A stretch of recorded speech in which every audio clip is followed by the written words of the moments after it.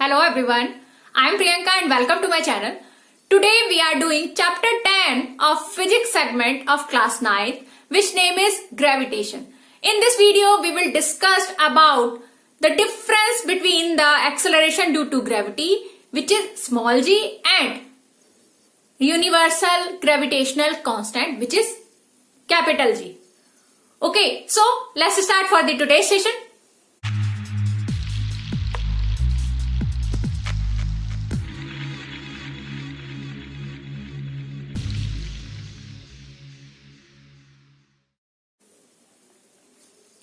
As I had told you that in this video we will discuss about the difference between the acceleration due to gravity that is small g and universal gravitational constant that is capital G. Okay, तो मैं यहाँ पे बताना चाहूंगी कि कभी कभी हमें कंफ्यूजन हो जाता है, मोस्ट ऑफ द स्टूडेंट्स को कंफ्यूजन रहता है कि जो स्मॉल जी है और जो कैपिटल जी है ग्रेविटेशन चैप्टर में क्या वो सेम तो नहीं है।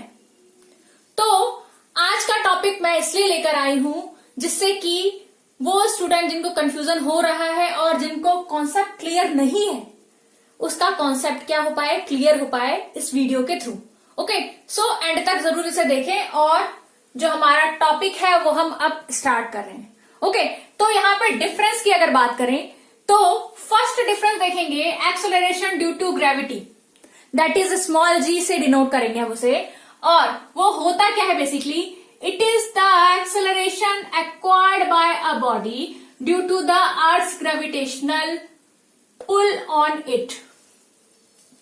हमने बहुत बार देखा होगा जब भी हम कोई भी ऑब्जेक्ट को ऊपर की तरफ फेंकते हैं तो वो समटाइम्स आफ्टर सम टाइम क्या होने लगती है, वो नीचे की तरफ आना शुरू हो जाती है। ठीक है, तो ये जो कॉन्सेप्ट है पूरा कि कोई भी ऑब्जेक्ट हमने क्या किया, ऊपर की तरफ फेंका और आफ्टर सम टाइम वो क्या कर रहा है, वो नीचे की तरफ आने लगा। वो क्यों हो रहा है, उसके पीछे का रीजन है अर्थ का ग्रेविटेशनल फोर्स, जो कि अर्थ क्या कर रही है, उस ऑब्जेक्ट के ऊपर ग्रेविटेशनल फोर्स लगा रही है अर्थ और उसको अपनी तरफ क्या कर रही है, खींच रही है, पुल कर रही है। ठीक है, जब ये प्रोसेस होता है उस टाइम पे क्या होता है, जो ऑब्जेक्ट है उसमें कुछ मोशन आता है।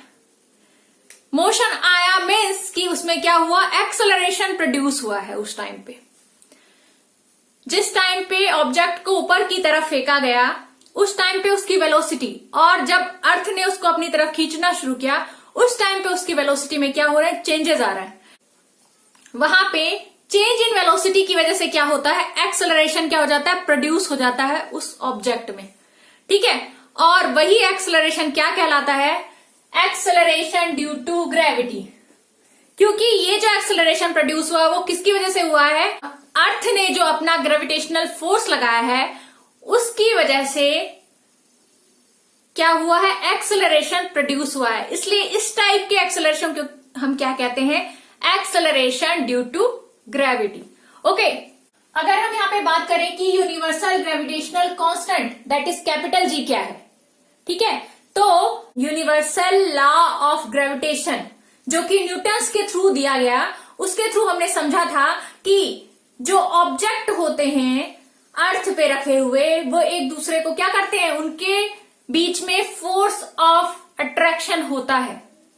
उन ऑब्जेक्ट्स के बीच में क्या होता है, फोर्स ऑफ अट्रैक्शन होता है, और वही फोर्स ऑफ अट्रैक्शन जो होता है वो क्या होता है, डायरेक्टली प्रोपोर्शनल होता है किसके, मास ऑफ द ऑब्जेक्ट। जो वो दो मासेस हैं उन दोनों मासेस का क्या होता है, प्रोडक्ट होता है, और क्या होता है, इनवर्सली प्रोपोर्शनल होता है कि उनके बीच का डिस्टेंस कितना है।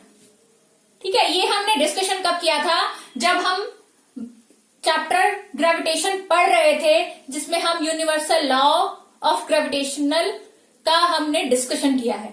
ठीक है, उस वीडियो में आप देखेंगे कि जो फोर्स ऑफ अट्रैक्शन होता है वो क्या होता है, is directly proportional to the product of their masses. वो जो दो ऑब्जेक्ट की हम बात कर रहे हैं उनका जो मास होगा उनका क्या होगा, प्रोडक्ट होगा। फोर्स ऑफ अट्रैक्शन वो डायरेक्टली प्रोपोर्शनल होगा, और इनवर्सली प्रोपोर्शनल होता है उनके बीच का जो डिफरेंस होता है। डिफरेंस मीन्स कि उनके बीच में जो डिस्टेंस होता है ठीक है, वो कितने डिफरेंस पे प्रेजेंट हैं, उनके बीच का जो डिस्टेंस होगा वो क्या होता है, इनवर्सली प्रोपोर्शनल होता है उसके स्क्वायर के। ठीक है, तो वहां से हमें क्या मिला था, ग्रेविटेशनल कांस्टेंट मिला था। ठीक है, उसी ग्रेविटेशनल कांस्टेंट को जो न्यूटन है उसने क्या बोला था कि ये जो ग्रेविटेशनल कांस्टेंट है वो क्या है, वो है यूनिवर्सल ग्रेविटेशनल कांस्टेंट। ओके, तो अब हम डेफिनेशन को समझें कि यूनिवर्सल ग्रेविटेशनल कांस्टेंट क्या होता है। It is numerically equal to the force of attraction. क्या होता है, ये न्यूमेरिकली इक्वल होता है। अगर फॉर्मूले की बात करें, यहां हम देख रहे हैं कि G equal to F R square upon में m1 m2। m1 m2 यहाँ पे टू डिफरेंट मासेस हैं जो कि दो ऑब्जेक्ट को हम कंसिडर कर रहे हैं, उनके फोर्स ऑफ अट्रैक्शन की बात कर रहे हैं। ठीक है, और आर स्क्वायर, यहाँ पे आर क्या है, वो है distance between these two objects. ठीक है, तो यहाँ पे क्या कहा जा रहा है, जो जी होता है यूनिवर्सल ग्रेविटेशनल कांस्टेंट होता है, वो क्या होता है, it is numerically equal to the force of attraction between the two masses of 1 kg that are separated by a distance of 1 metre. अगर हम कंसिडर करें कि ये जो इनका मासेस है वो क्या है, 1 kg है, और यहाँ पे जो डिस्टेंस बिटवीन दैम है, ऑब्जेक्ट के बीच का जो डिस्टेंस है वो क्या है, 1 मीटर है, तो हमें क्या मिल जाएगा, ग्रेविटेशनल कांस्टेंट फाइंड आउट हो जाएगा। ठीक है, नेक्स्ट हम बात करेंगे कि एक्सेलरेशन ड्यू टू ग्रेविटी का नेक्स्ट पॉइंट क्या है। तो यहाँ पे हम फॉर्मूला देख रहे हैं, वो क्या है, G equal to G M upon में आर स्क्वायर। अगर स्मॉल जी की बात करें तो वो क्या होता है, जी एम अपॉन में आर स्क्वायर। यहाँ पे G जो है, कैपिटल G, वो ग्रेविटेशनल कांस्टेंट को रिप्रेजेंट कर रहा है। अगर यहाँ पे फॉर्मूला देखें यूनिवर्सल ग्रेविटेशनल कांस्टेंट की, तो वो क्या होती है, G equal to F R square upon में m1 इंटू m2। ठीक है, थर्ड पॉइंट डिस्कशन करेंगे, वो क्या है, this quantity may vary from place to place. ये जो क्वांटिटी है, ये जो वैल्यू है जी की, स्मॉल जी की, वो क्या हो रही है, वेरी होती है प्लेस टू प्लेस। अर्थ को ही अगर कंसिडर करें, अर्थ के डिफरेंट प्लेसेस पे जो स्मॉल जी की वैल्यू होगी वो क्या होगी, डिफरेंट होगी।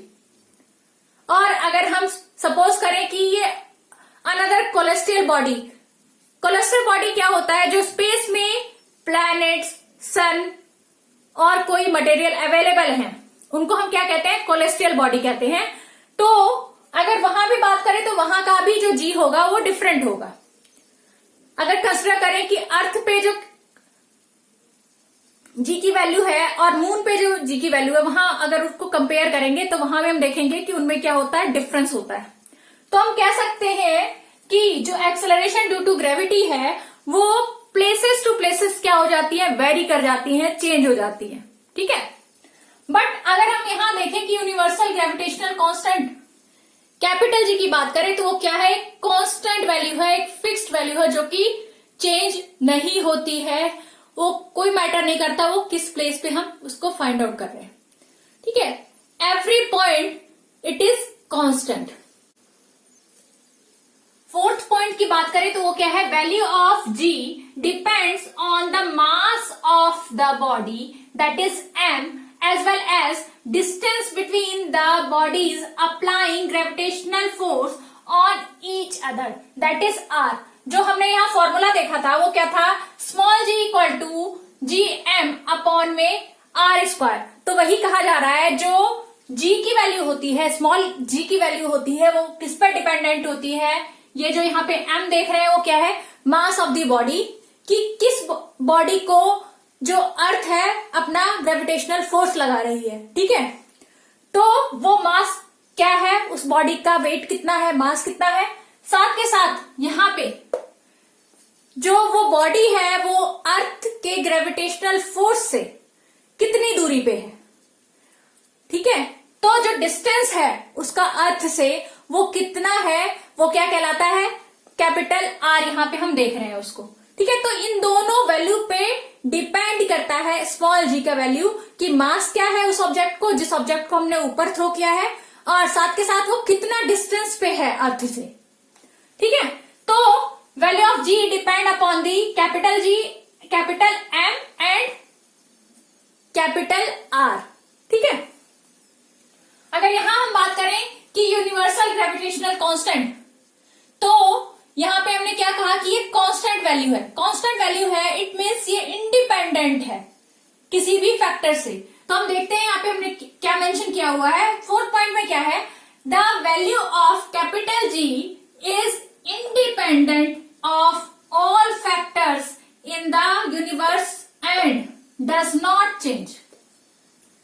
जो वैल्यू ऑफ कैपिटल जी है वो इंडिपेंडेंट होता है ऑल दी फैक्टर्स, किसी भी फैक्टर्स पे वो डिपेंडेंट नहीं होता है, और जो इसका वैल्यू होता है वो क्या होता है, होल यूनिवर्स उसका वैल्यू कांस्टेंट रहता है। ठीक है, फिफ्थ पॉइंट की बात करें तो क्या है हमारा, it is a vector quantity. जो स्मॉल जी होता है वो क्या होता है, वो होता है vector quantity. Vector quantity means it will show magnitude as well as direction. Okay, तो यहां पे हम बात करेंगे कि ये स्मॉल जी है तो वो डायरेक्शन को भी हम यहां कंसिडर करेंगे, क्योंकि ये क्या है, बेसिकली एक एक्सेलरेशन है। और एक्सेलरेशन क्या होता है, वो होता है हमारा वेक्टर क्वांटिटी। इसीलिए एक्सेलरेशन ड्यू टू ग्रेविटी भी क्या है, यहां पे वेक्टर क्वांटिटी है। ठीक है, क्योंकि यहां पे हम magnitude as well as direction both को कंसिडर करेंगे। ठीक है, but in case of universal gravitational constant it is a scalar quantity. ये क्या होती है, एक स्केलर क्वांटिटी होती है। स्केलर क्यों कह रहे हैं हम, क्योंकि इसकी वैल्यू क्या है, फिक्स्ड है। इसका एक मैग्नीट्यूड फिक्स्ड है, वैल्यू फिक्स्ड है, और ये क्या था, वेक्टर क्वांटिटी था, स्मॉल जी। ठीक है, नेक्स्ट बात करें सिक्स पॉइंट की, तो वो क्या है, its value is 0 at the centre of the earth. Earth के सेंटर पे जो स्मॉल जी है उसकी वैल्यू क्या हो जाती है, 0 हो जाती है। क्यों, क्योंकि वहां पे जो रेडियस कंसिडर करेंगे, यहां जो हम डिस्टेंस कंसिडर करेंगे वो क्या हो जाता है, 0 हो जाता है। ठीक है, तो सेंटर ऑफ द अर्थ पे जो स्मॉल जी की वैल्यू है वो क्या हो जा रही है, 0 होगी। बट इन केस ऑफ अगर हम कैपिटल जी की बात करें, यूनिवर्सल ग्रेविटेशनल कांस्टेंट की बात करें, इट इज नेवर 0 एनीवेयर। इसकी वैल्यू फिक्स्ड रहती है और ये कभी 0 नहीं होता वैल्यू, क्योंकि इसका एक कांस्टेंट वैल्यू हमें पता होता है। ठीक है, यहां पे नेक्स्ट पॉइंट की बात करेंगे, वो क्या है, unit of small g. Small g का यूनिट क्या होता है, ये क्या है, बेसिकली एक एक्सेलरेशन है। एक्सेलरेशन ड्यू टू ग्रेविटी है, मीन्स की ग्रेविटेशनल फोर्स की वजह से एक्सेलरेशन प्रोड्यूस हुआ, जो हमने इनिशियली बात की थी। ठीक है, तो एक्सेलरेशन का यूनिट क्या होता है, मीटर पर सेकेंड स्क्वायर। इसलिए इसका स्मॉल जी का भी यूनिट क्या होगा, मीटर पर सेकेंड स्क्वायर। ठीक है, अगर वैल्यू की बात करें तो हमने डिस्कशन किया था कि इसका वैल्यू क्या होता है, वेरी करता रहता है। अर्थ सरफेस पे भी डिफरेंट सरफेस पे अर्थ के वैल्यू क्या हो जाती है, चेंज हो जाती है। बट अगर हम कंसिडर करें कि हमने क्या किया हुआ है कि अर्थ के इक्वेटर के नियर हम कंसिडर कर रहे हैं, वहां पे कैलकुलेट कर रहे हैं वैल्यू, तो उस टाइम पे जो वैल्यू होगा जी का वो क्या होता है, 9.8 मीटर पर second square near the equator of the अर्थ। ठीक है, जो कि ये वाला वैल्यू हम न्यूमेरिकल पर्पस में काफी टाइम्स यूज करते हैं। अगर हमें स्मॉल जी की वैल्यू गिवन नहीं होती है न्यूमेरिकल में, तो हम वहां पे 9.8 मीटर पर सेकेंड स्क्वायर की वैल्यू रखते हैं। ठीक है, और मोस्टली टाइम आपको 10 मीटर पर सेकेंड स्क्वायर भी गिवन होता है, क्या करने के लिए, न्यूमेरिकल्स को सॉल्व करने के लिए। और अगर नहीं गिवन है तो हम वहां पे ये वाली वैल्यू रखेंगे। ठीक है, जो कैपिटल जी होता है उसमें अगर हम बात करें कि यूनिट क्या होता है कैपिटल जी का, तो वो क्या है, न्यूटन मीटर स्क्वायर पर किलोग्राम स्क्वायर। ये कैसे आया, अगर हम यहां फॉर्मूले को देखें तो फॉर्मूले में हम देख रहे हैं कि एफ आर स्क्वायर है। एफ यहां पे क्या है, फोर्स। फोर्स का यूनिट क्या होता है, न्यूटन। ठीक है, आर जो है वो क्या है, यहां पे लेंथ है, डिस्टेंस है between the two bodies, two object, तो उसको हम क्या कंसिडर करेंगे कि वो मीटर है, तो R square that is metre square. और जो मासेस होते हैं उनका यूनिट किलोग्राम्स होता है। तो यहाँ 2 मासेस हैं तो वो किलोग्राम किलोग्राम मल्टीप्लाई होके क्या हो जाएंगे, किलोग्राम स्क्वायर हो जाएगा। ठीक है। अगर वैल्यू ऑफ कैपिटल जी की बात करें, अभी तक हम बात कर रहे थे कि ये कांस्टेंट वैल्यू होती है, फिक्स वैल्यू होती है, बट अभी तक हमने वैल्यू की बात नहीं की कि वो वैल्यू क्या होती है। ठीक है। तो वो वैल्यू क्या है, 6.67 इंटू 10⁻⁻11 और न्यूटन मीटर स्क्वायर पर किलोग्राम स्क्वायर, जो कि हम न्यूमेरिकल में यूज करते हैं। और ये तो कांस्टेंट वैल्यू है, ये कहीं चेंज नहीं होगी। ठीक है। तो आज का टॉपिक यहाँ पे एंड करते हुए मैं आप सभी से रिक्वेस्ट करूंगी कि अगर आपको ये वीडियो पसंद आया हो तो प्लीज उसे लाइक एंड शेयर करें, और अगर अभी तक आपने मेरा चैनल सब्सक्राइब नहीं किया है तो प्लीज उसे सब्सक्राइब करें, जिससे कि और भी इंटरेस्टिंग और इम्पोर्टेंट वीडियोस आपको देखने को मिले। So bye everyone and wait for the next video.